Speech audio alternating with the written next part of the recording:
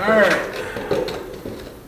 so I've been wanting to do this video for a little while, and it's going to be kind of like a more of a talking video than a working video, so if you guys don't want to watch it, I understand, but this is going to be goals for 2018. A couple of people that have helped me out, shouted me out, want to do the same for them.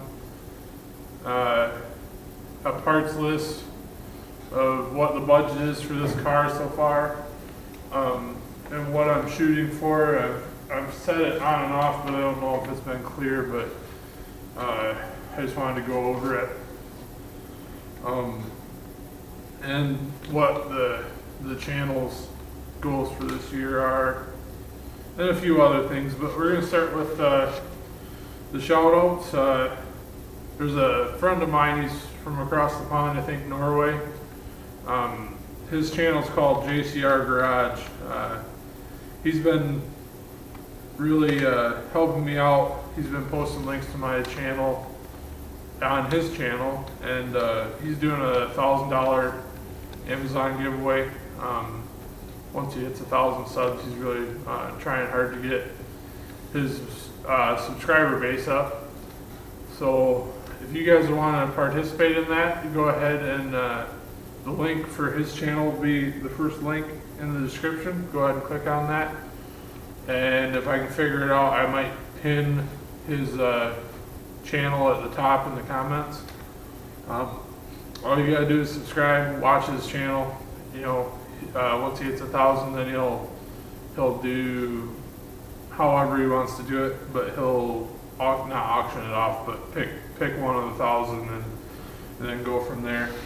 And then another guy that I buy most of my parts from, he gives me discounts on it, is Vinnie Bono. He's like a dealer for BTR, so he can get stuff through them, and it's usually 10%, 5% off. It depends on what it is. If you have to ship things from different places, then it's not as good, but he got me this turbo. I won't say how much it was, but the turbo that you guys will see in this next video, which will be coming out in a day or two, he got me a good deal on it. And most of the other stuff, like when I buy a cam or whatever, he usually gives me a deal on it. He's knowledgeable. I'll also post his link in the description. He mainly deals in BTR, so it's mainly LS stuff. But I think, you know, you can ask him, and I'll post a link to his page.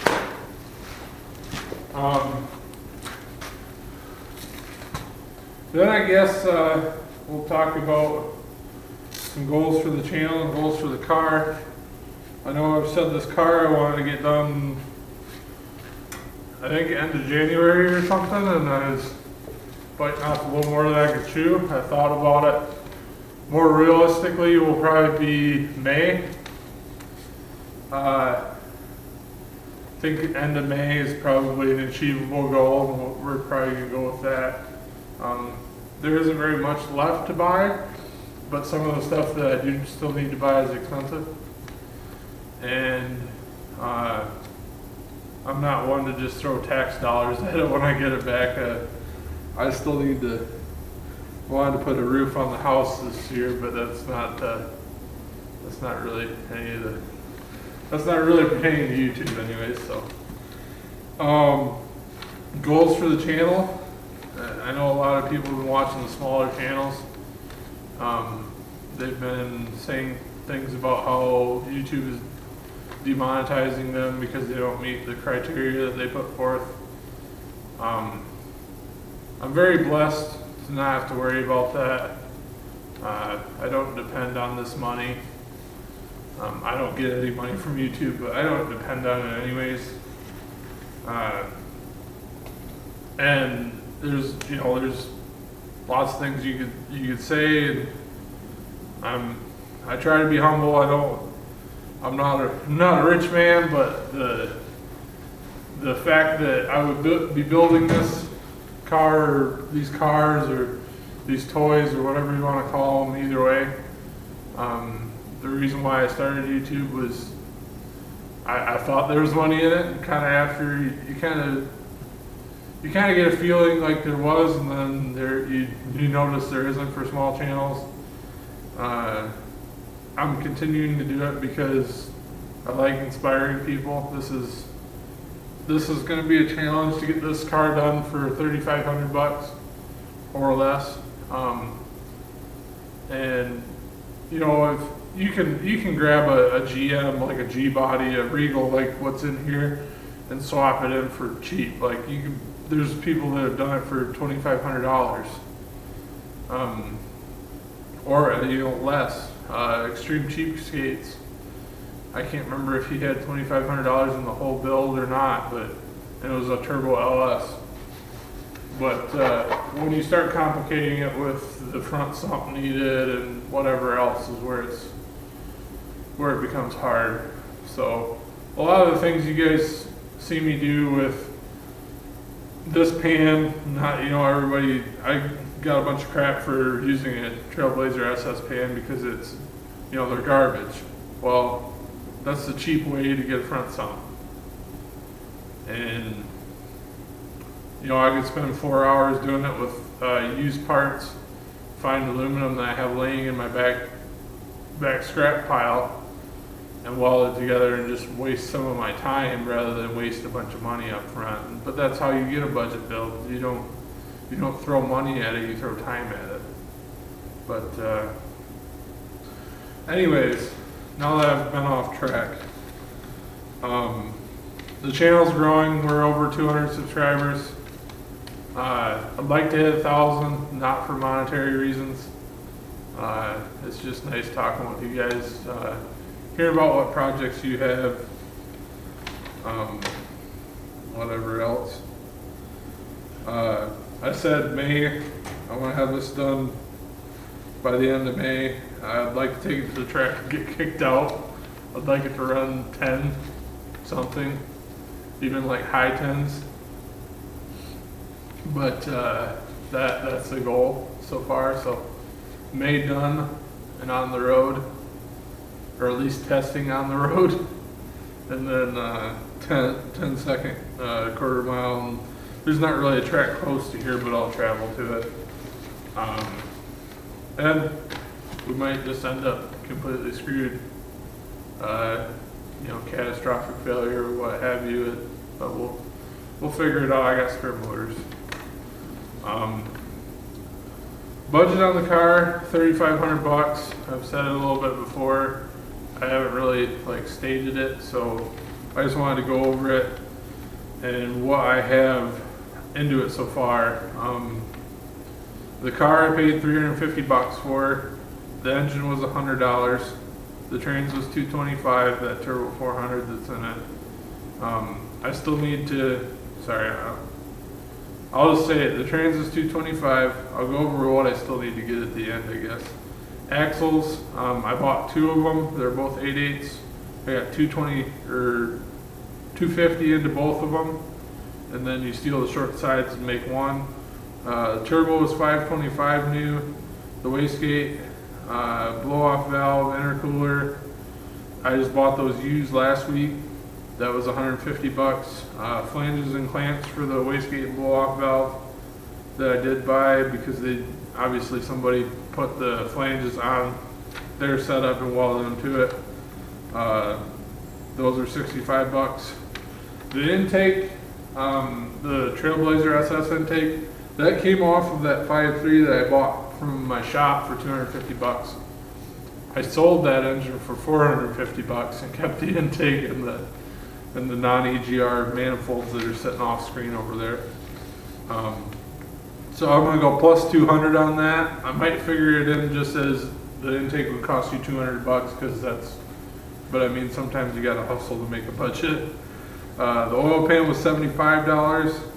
HP tuners is gonna be a big one. I haven't bought it yet. $550 is usually what the program runs to buy the link and everything. Injector rails I just bought. and this isn't necessary. You could run factory rails, but I bought those for $50. I'm gonna run Deca 80 injectors. Those are around 300 bucks. Haven't bought them yet. Cam kit's around 600 bucks. Haven't bought it yet. Lifters $150 because this motor needs lifters. Haven't bought those yet. I need to get a fuel tank. Don't know what I'm going to use yet. I got question marks here. I got to get a fuel pump. Don't have those yet. I got question marks. I want to try to run a Walbro 450. It's the most affordable pump, but I need an in-tank basket.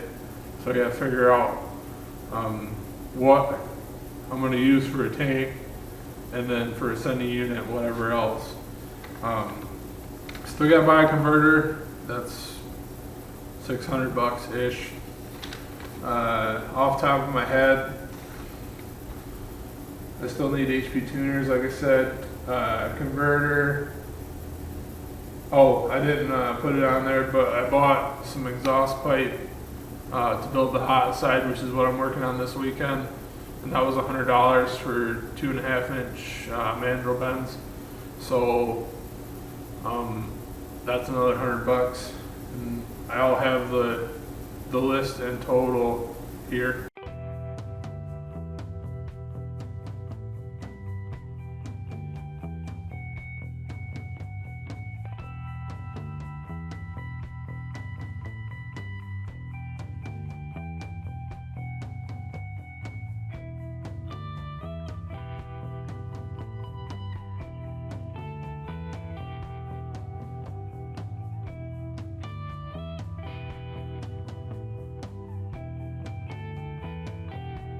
Guys, I appreciate you watching it all the way to the end. I appreciate you guys, following this build.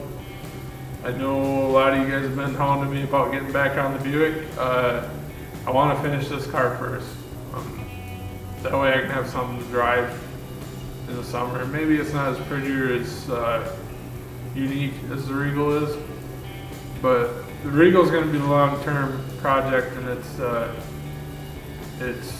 kind of, it's like when I get ambition thing for it, I'm not giving up on it at all. I'm still, I bought some parts for it this week, but it's not really worth making a video over it because it's just parts that are going to sit on the shelf until I start the roll cage or until I pull the frame or whatever. But I'm glad you guys are really still into that build. I'm glad you guys are watching this build, and whatever you guys are working on, just comment down in the comments. I really like hearing what you guys are working on. I'm into all sorts of motors. I know I just have 2 LS builds right now. I just like engines. I build engines that work. I work on these. I watch a lot of YouTube outside of, I don't watch TV, so I watch YouTube, and I watch, rotary motors. I've always wanted an Audi 5-cylinder. Those things sound just wicked. So I can get in just about anything. One of my friends that I know from down south he's talking about building a 4-cylinder single overhead cam Volvo, like one of the 90s, and I talked to him for a little while. It's pretty cool because basically anything with pistons I can pretty much get into, and it's nice to hear from some of you guys, and hopefully you guys are the same way. You can understand that this is an economical way to build a car. This is what they did back in the day when people first started hot rodding, is they got the motor that would produce them the most power for what they could afford, and they just slapped it in. It didn't matter, regardless of what the badge was on the front. They just, here you go, big motor like car. And been getting a lot of hate from the Mopar guys over it, and I've got big shoulders, I don't really care, but it's just kind of disheartening. You think people that are into hot rodding would understand, but they don't. But I really appreciate the the positivity I get from this channel, it's very overwhelming, overwhelmingly positive, and I appreciate you guys watching this. I'll see you on the next video, which will be tomorrow or the next day. So I'll see you then. Thank you.